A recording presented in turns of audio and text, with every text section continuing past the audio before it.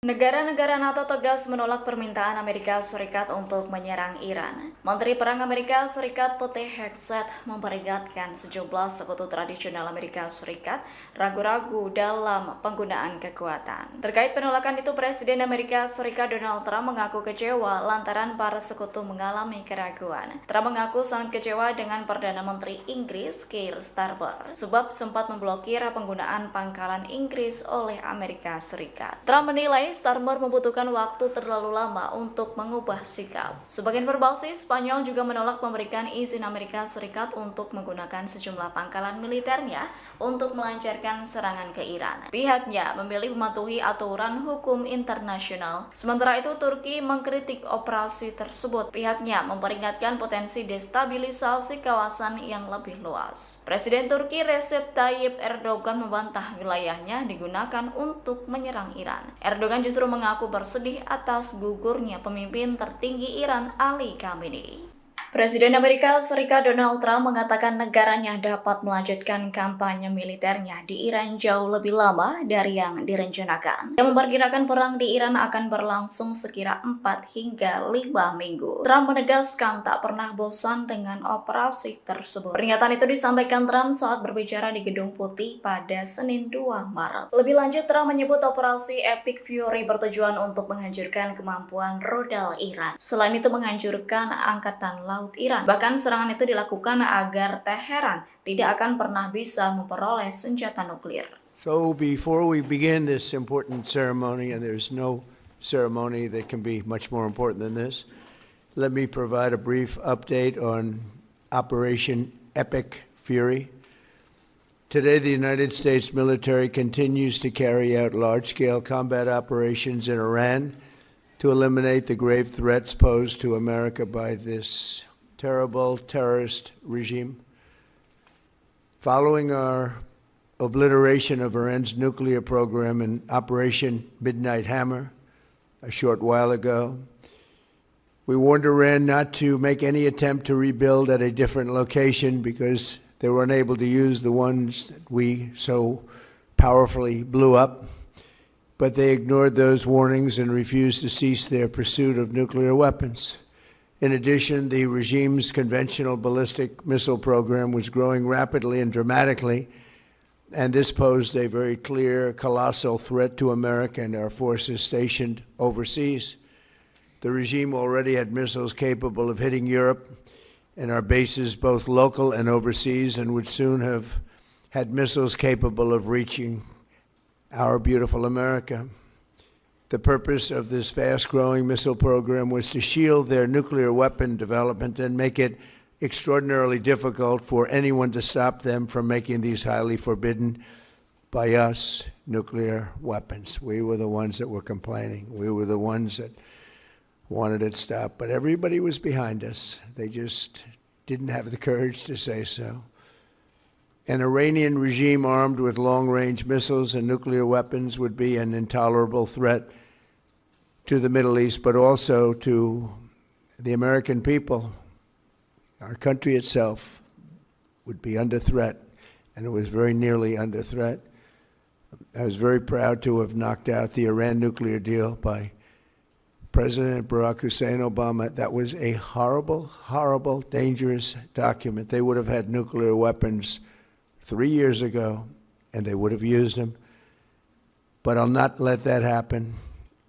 For almost 47 years, this regime has been attacking the United States and killing Americans. Every time you see someone with missing arms and legs or a face that's been absolutely shattered violently, it was almost certainly caused by an Iran roadside bomb.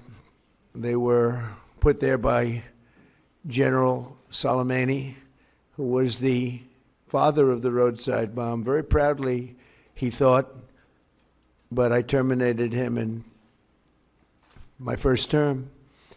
This was our last best chance to strike what we're doing right now and eliminate the intolerable threats posed by this sick and sinister regime. And they are indeed sick and sinister. Our objectives are clear. First, we're destroying Iran's missile capabilities, and you see that happening on an hourly basis, and their capacity to produce brand new ones, and pretty good ones they make.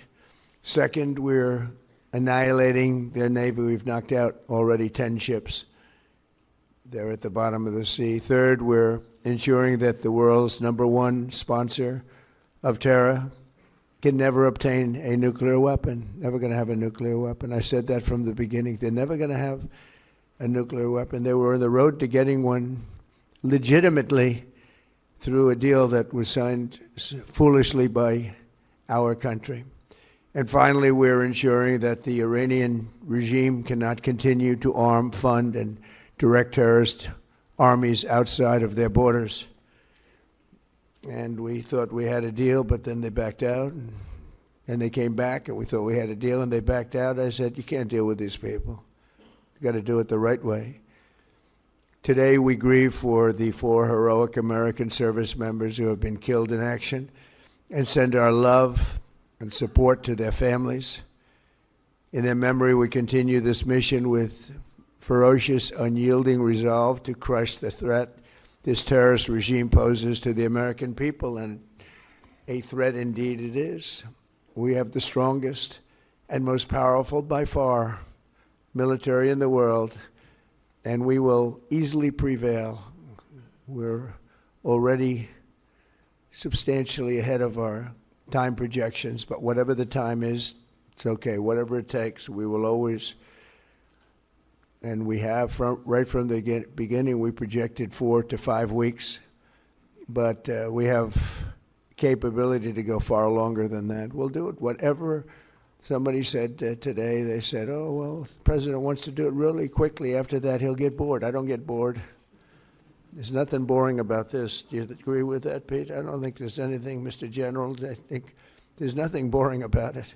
Somebody actually said from the media, I think you'll get bored after about a week or two. No, we don't get bored. I never get bored. If I got bored, I wouldn't be standing here right now, I guarantee you that, to go through what I had to go through. We also projected 4 weeks to terminate the military leadership, and as you know, that was done in about an hour, so we're ahead of schedule there by a lot. Ex-Presiden Rusia Dmitry Medvedev memperingatkan rencana Presiden Amerika Serikat Donald Trump untuk melakukan perubahan rezim di Iran dapat memicu Perang Dunia III. Medvedev menganggap pasukan Amerika Serikat kriminal atas operasi perubahan rezimnya. Dilansir dari RusiaToday.com pada Selasa 3 Maret, Medvedev menyebut peristiwa apapun bisa menjadi pemicu Perang Dunia III. Pihaknya menyatakan serangan terhadap Iran adalah bagian dari perang yang lebih luas oleh Amerika Serikat dan sekutunya. Menurut Medvedev, Presiden Donald Trump membuat kesalahan besar. Kesalahan itu buntut militernya membunuh pemimpin tertinggi Iran, Ayatollah Ali Khamenei. Medvedev meyakini setelah kematian tersebut, Iran akan melipat gandakan upayanya untuk mengembangkan senjata nuklir. Lanjut terkait dampak konflik ini, menurut Medvedev, Iran akan mampu menghadapinya. Meski demikian, ia menyebut biaya pembangunan kembali akan tinggi, namun Republik Islam akan berhasil. Menurutnya, hal itu membutuhkan tingkat konsolidasi sosial yang tinggi. Lantas situasi ini semakin memperlihatkan konflik yang melibatkan Amerika Serikat dan Iran berpotensi meluas. Bahkan menurutnya bisa membawa konsekuensi global yang serius. Dilaporkan terbunuhnya pemimpin tertinggi Iran Ayatollah Ali Khamenei tak menyurutkan serangan Amerika Serikat ke Iran. Diketahui hingga kini serangan udara Amerika Serikat dan Israel terus berlanjut demi mencapai tujuan strategis mereka. Adapun militer Amerika Serikat tak hanya melumpuhkan fasilitas nuklir Iran, namun juga ingin meruntuhkan rezim yang berkuasa. Terkait hal itu, profesor dari Universitas Stanford sekaligus mantan duta besar Amerika Serikat untuk Rusia, Michael McFaul, membuka suara. Menurutnya, tak ada jaminan serangan udara Amerika Serikat Israel akan berujung pada kejatuhan rezim. Ia menyebut serangan udara saat ini hanya menyasar sistem persenjataan Iran yang mengancam Amerika Serikat dan sekutunya. Sementara itu, Sekretaris Dewan Keamanan Nasional tertinggi Iran, Ali Larijani, menyebut Iran siap mempertahankan konflik jangka panjang. Pernyataan itu disampaikan Ali Larijani melalui cuitannya di media sosial X pada Senin 2 Maret. Lanjut, Larijani menyatakan pemimpin baru Iran berjalan tanpa kendala. Pasalnya sudah dipersiapkan Khamenei sebelum kematiannya. Menteri Luar Negeri Amerika Serikat Marco Rubio mengeluarkan peringatan keras ke Iran. Rubio menegaskan militer Amerika Serikat akan segera meningkatkan intensitas serangannya ke Iran.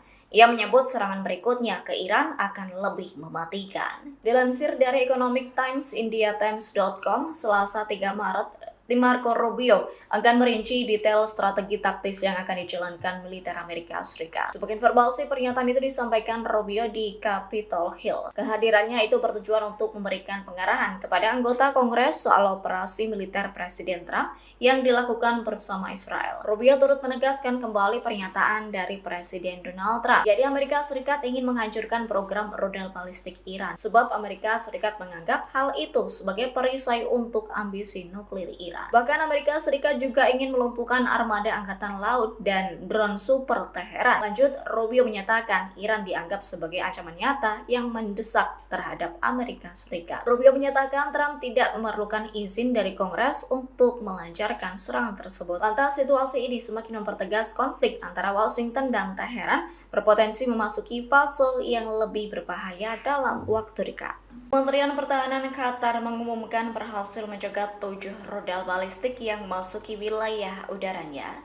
Selain itu, Qatar berhasil menembak jatuh 2 pesawat Su-24 dan 5 drone pada Senin 2 Maret. Dilaporkan pencegatan rudal ini terjadi di tengah meningkatnya ketegangan antara Iran, Amerika Serikat, dan Israel. Kendati demikian, asal-usul rudal itu belum dapat dipastikan. Namun pemerintah Qatar meyakinkan masih memiliki stok rudal pencegat Patriot yang cukup. Stok rudal masih kendati beberapa kali digunakan dalam 3 hari terakhir. Dikutip dari Anadolu Agency pada Selasa 3 Maret, kementerian tersebut menekankan Angkatan Bersenjata Qatar memiliki kemampuan yang bagus untuk melindungi kedaulatan dan wilayah negara. Selain itu, Qatar juga mampu menanggapi dengan tegas setiap ancaman eksternal. Kementerian Pertahanan Qatar menyatakan tindakan pencegahan telah dilakukan. Tentunya hal itu dilakukan sesuai dengan rencana operasional yang telah ditetapkan. Terkini Kementerian Pertahanan Iran menyerukan kepada warga negara hingga penduduk agar tetap tenang. Pihaknya meminta para warga mengikuti instruksi resmi yang dikeluarkan oleh pihak berwenang keamanan.